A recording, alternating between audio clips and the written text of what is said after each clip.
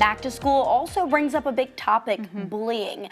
It's a topic no parent wants their child to be faced with, but the unfortunate reality is that it's something your student could experience, and it's not something we want to ignore. Channel 7's Kayla Christian spoke with a school counselor this week about how parents can help deter this. She's joining us with what you need to know. Kayla. Bullying is the repeated targeted behavior towards one student. It occurs almost on a daily basis. A student is picking on, fighting, hitting, kicking, saying mean words about one student over and over again.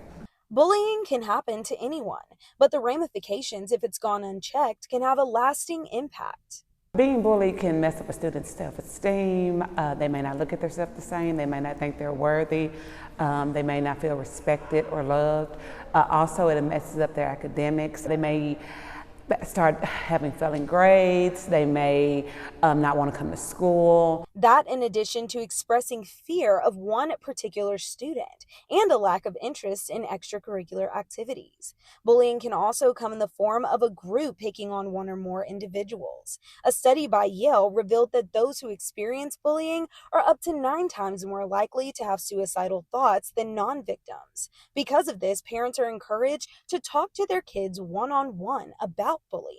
Let them know about appropriate and inappropriate behaviors, but also let them know about how to interact with someone, whether it's a personal space, whether it is using kind words.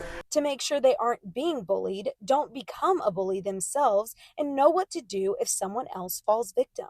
Even if you're not the one being bullied, always speak up when you see someone doing something wrong.